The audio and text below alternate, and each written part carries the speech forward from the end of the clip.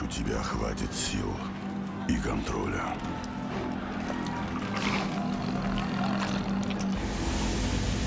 Ты думаешь, что у тебя выйдет лучше без меня?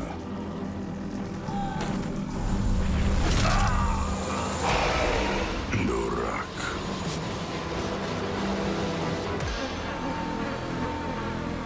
Ты думаешь, что справишься без меня?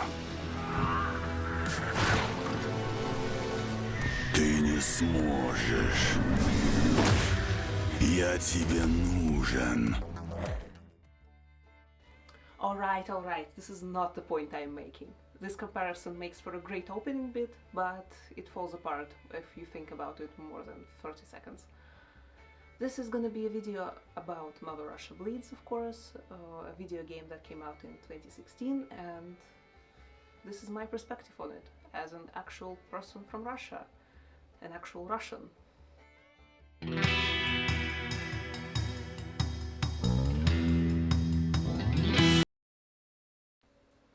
I want to start this conversation with cranberry, or klukva in Russian. This is not just some random berry I brought up for no reason. No, this is a colloquial term in Russia used for stereotypes about Soviet and post-Soviet Russia and foreign failed attempts of capturing the mysterious Russian soul. Great examples of it are Red Alert video games, a handful of vintage Bond villains, and an entire catalogue of media from 20th century, when the Cold War was still happening or just recently over. And Mother Russia Bleeds, of course. This game is undeniably cranberry. Covered in red, sickles and hammers, bearded dudes, vodka, fake Adidas, and surprisingly legit Cyrillic letters. It's a beat-em-up game full of blood and unimaginable violence. Not surprising considering the fact that it is published by Devolver Digital, known for working with some pretty violent titles, including Hotline Miami, which was the inspiration for the game since day one. The cranberryness of it is also pretty unsurprising. It was made by Le Cartel Studio, consisting of a bunch of French dudes. I browsed some interviews with Le Cartel, and although I didn't find any primary sources for the statement that the developers didn't know that much about Russia and USSR, they did their best to construct a very, very alternative version of events and the country, and just used some media for inspiration that I read in some gaming magazine article. I did notice how much the guys from Le Cartel talk about their inspirations in Hotline Miami and Streets of Rage. Some about civil unrest in France that affected the game's story, and very, very little about USSR and Russia and the alternative universe they have built. So I kind of believe this sentiment. But if it was just a case of wacky stereotyping, this video wouldn't exist, would it? I think it's the second case of me questioning if the developers really intended the thing that I am talking about. But oh boy, does this game talk about Russia. It provides pretty solid symbolism and subtle commentary, and captures a piece of that mysterious Russian soul I've been talking about. Not a good piece, but a piece nonetheless.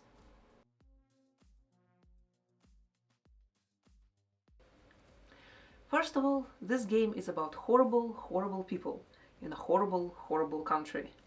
I don't find any of the characters sympathetic, and although some of the protagonists might be likable, no one will disagree with me. None of them are good people. I really like the choice of the protagonist's backstory. They are not your basic run-of-the-mill poor Russians, they are Roma. Roma is the most hated minority in Europe, surpassing the classic and very well-known targets of racists like people from Middle East. It's nothing new though. They were always incredibly hated, being killed, oppressed, and displaced by various nations. It's just not talked about as much. Russia is no exception to this. We are mad racist and hateful towards Roma people, and even I, with all of my wokeness, when doing the research for this video, was like, oof, I have some prejudice to work on with this. A large chunk of Roma in Russia aren't even citizens, with no passports or health insurance.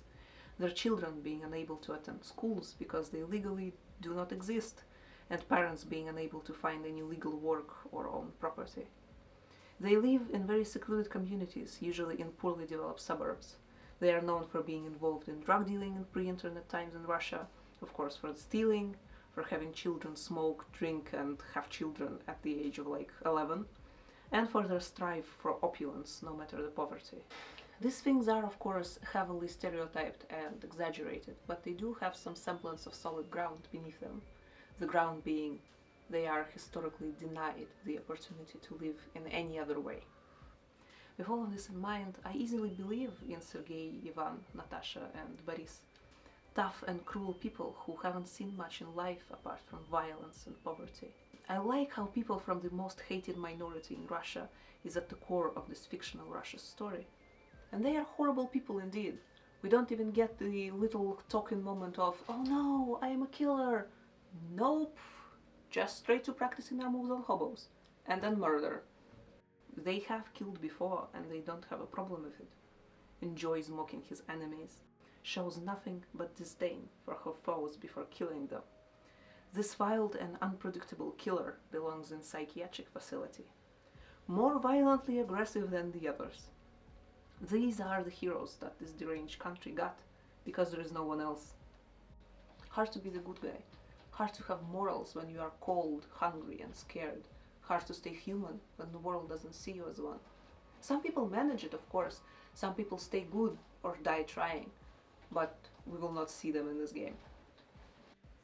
The protagonists aren't the vessel for the collective desire to do good. They are the vessel for pure rage, experienced by all, but expressed the clearest in these four. They do not learn love and compassion in this story. They learn when to throw the grenade back at the enemy. Every hero, every opposition is defined strongly by its foe, determined by it. And, well, these are the heroes. This is the opposition that the Bratva and the corrupt government have birthed for themselves.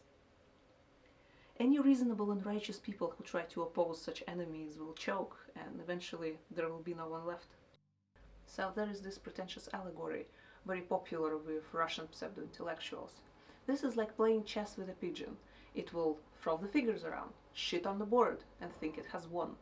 This is a very stupid allegory, but it works surprisingly well here. The corrupt and criminal government is this incredibly smart pigeon, capable of conceptualizing what victory is, but incapable of even comprehending the rules that humans have set for themselves. And this pigeon has its cloaca full and ready to shit on your board. To defeat it, you need to go down to its level. But are you willing? Let's talk antagonists then, since we're at it. We have two, the government and the organized crime, Bratva, that are working together. Bratva is a pretty common word in Russian language. It can mean just a bunch of male friends, brat, brother. Or it can, of course, mean gang. The gang in this case, I assume. If you look carefully and know some things about real-world Russian organized crime, you will notice specific types of Russian criminals referenced in the game.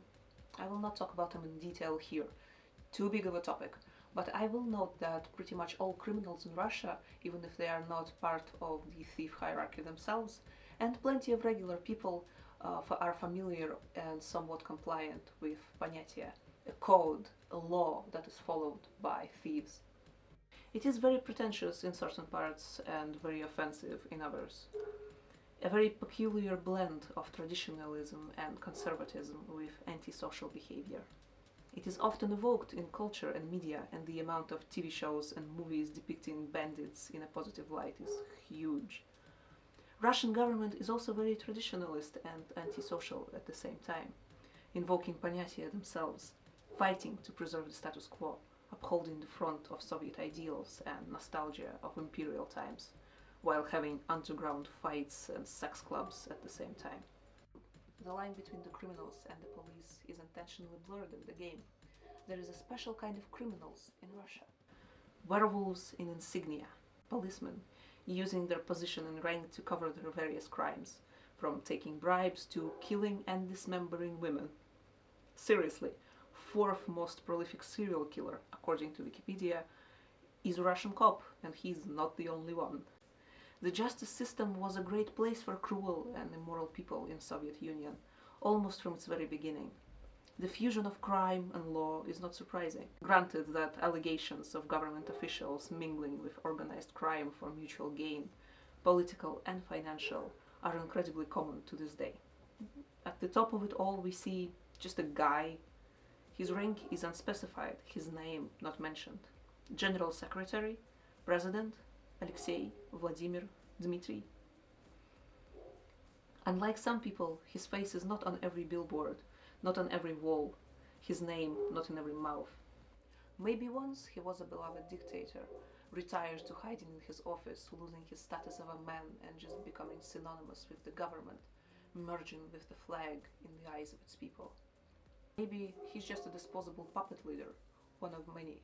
He looks almost pathetic either way, the encounter anticlimactic. He is not a worthy foe, and the legendary battle commences not in the office with the villain, but inside of you. He is a worm, slithering and hiding, panicking and avoiding. He doesn't even look that scary, but yet the carnage and bloodshed you commit are but a speck of dust next to his balding Brioni suit sins. The side characters are not in any way better than the protagonists. Vlad is the politician, the revolutionary, the leader, but we never hear what is he fighting for, only that he is against.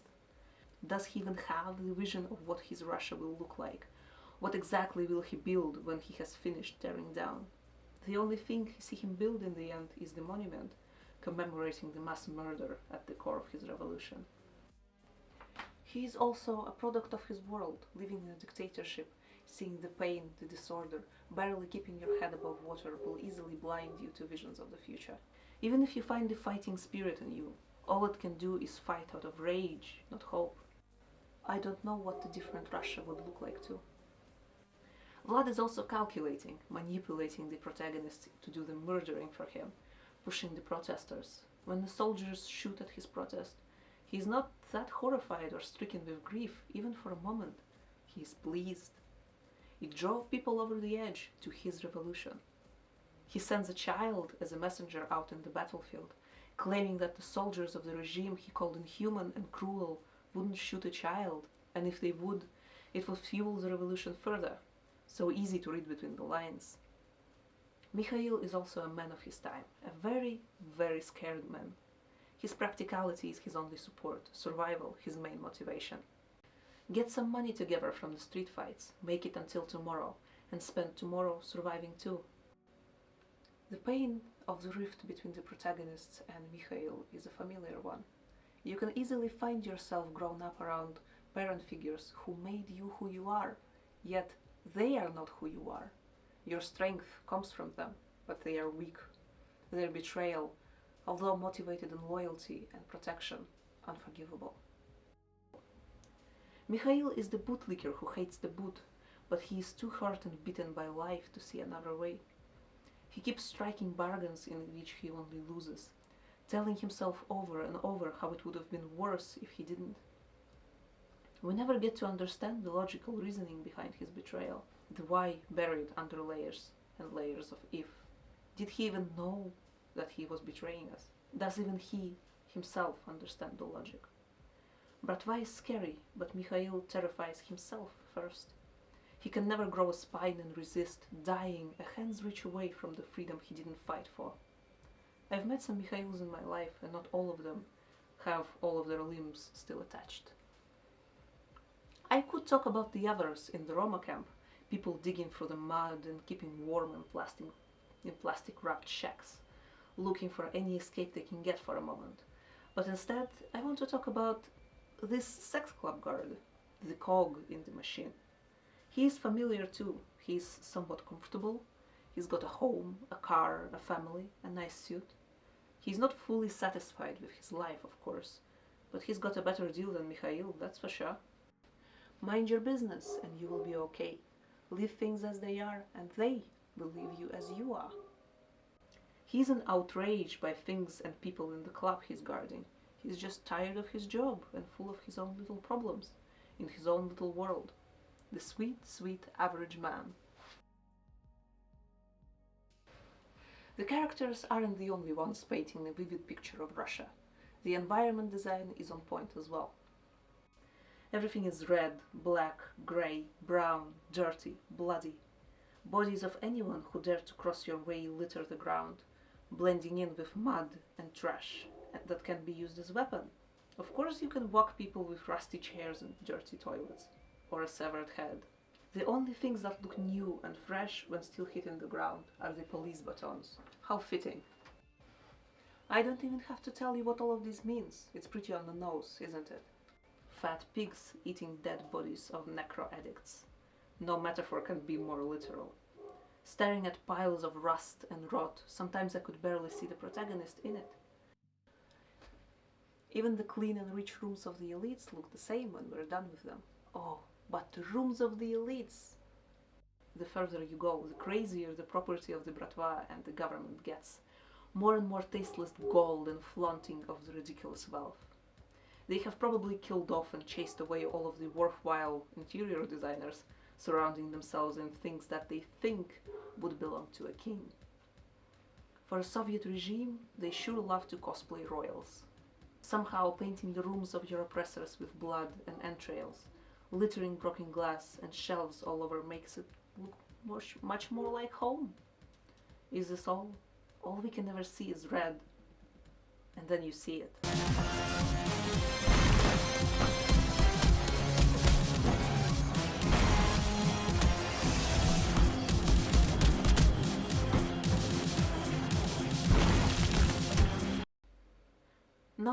No, not like that. Cut it, cut the music, cut the action.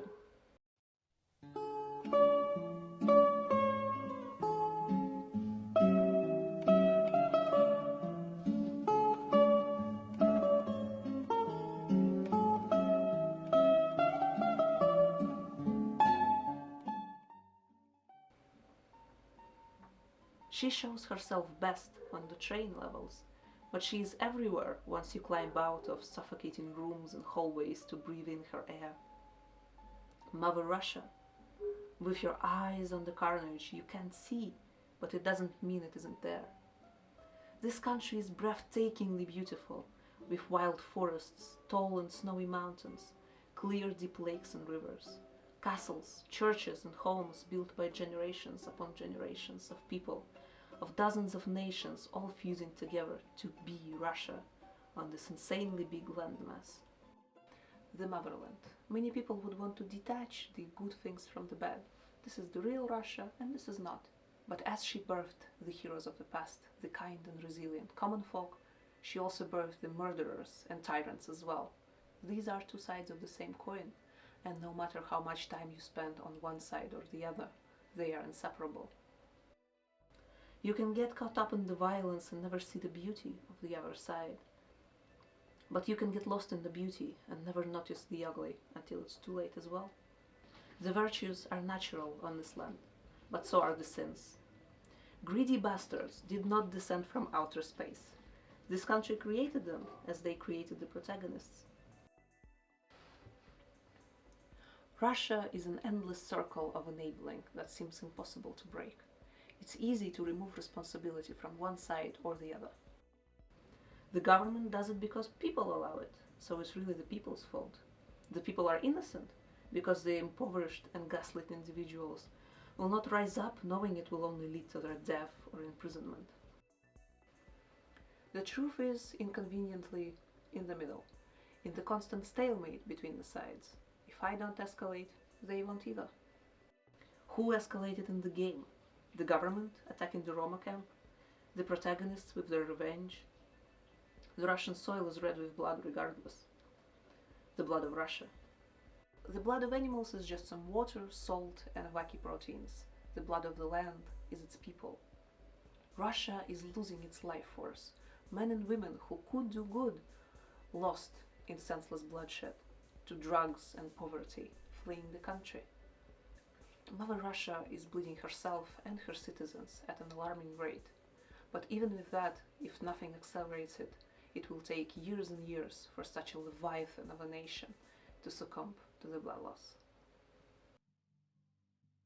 The game doesn't do a very good job of portraying addiction, while technically the entire plot revolves around it, and ultimately the resolution is not in the downfall of the regime, but in your final stand against Necro.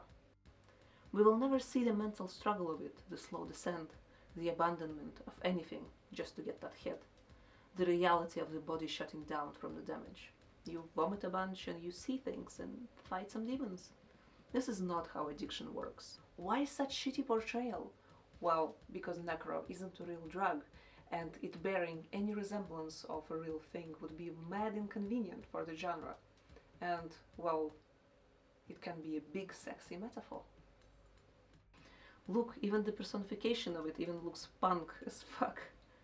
The ever-consuming thing destroying you from within, yet giving you an incredible power. It's rage, guys, it's rage. It's pretty obvious if you think about it. Everyone is doing necro, especially the lower classes, and it's especially fitting that the nationalists are the ones distributing it. Not every person taking necro ends up like our protagonist, deadly, powerful, and focused on a singular goal. Rage as a motivator, as an agent of change, is very well known, but it doesn't work like that for the average Russian population.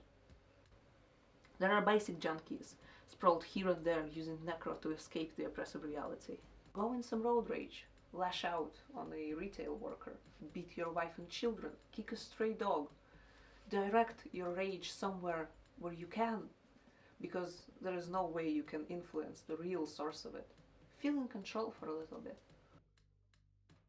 There are proper fighters taking necro too, warmongers, breeding rage and misery around them to feel the community, embracing it as an identity even. There are mindless monsters roaming the sewers, pumped with necro and discarded. Broken people burned out from within with their rage, husks of their former selves, just dragging their feet and tearing each other apart with no motivation, out of almost a habit. And, of course, there is Masha, the bear, good old national animal of Russia, the metaphor of a personification of the country in a wild animal, tortured and hurt by the elites for entertainment, pumped full of blind, all-consuming rage, her fluffy cheeks and soft ears covered with a frightening artificial mask, bringing up and maxing out the danger that was always within it, and the need to kill this country, almost mercifully, in a ring with your and her oppressors watching, to free yourself and destroy them. It's just too fucking much for me to handle. Necro, the rage, gets the protagonists far, in their unique circumstance, giving them the ability to commit change. But in the end, the rage created by your enemy becomes more dangerous than the enemy himself. Physically beat the shit out of your addiction isn't a good take, but defeating the blinding and powerful rage that is grasping your disfigured, bleeding heart with something other than rage is a great conclusion to this story. The anger can only get you so far, but to see the blue sky after the carnage, to see the glimmer of hope after years and years in despair, you have to have something other than rage within. This game came out in 2016 and was made by 4 French guys. It's pretty quick to beat if you have the skill. The angry button mashing and cathartic Mortal Kombat kind of violence can and will give you a good time. The soundtrack absolutely slaps, and the game will provide you with a challenge if you're up to it. A solid work, but I don't think of Le Cartel as visionaries or prophets. They just made a good game in simpler times when the most traumatizing thing happening all year was a gorilla getting shot. They didn't foresee the relevance it would gain for me 6 years later when I am pondering my national Russian identity. But they didn't have to. Sometimes artists just make subtext as a byproduct of good work. You should play Mother Russia Bleeds and see for yourself. It really is a great game for 2022. Hey guys, thanks for sticking with me through this video. Since my last video was a raging success, I tried to put in more effort, so if you liked it, the best way to encourage the beginner artist / writer is to like, comment and subscribe to my tiny baby channel. And I hope to see you again, I guess. I am bad at outros, sorry.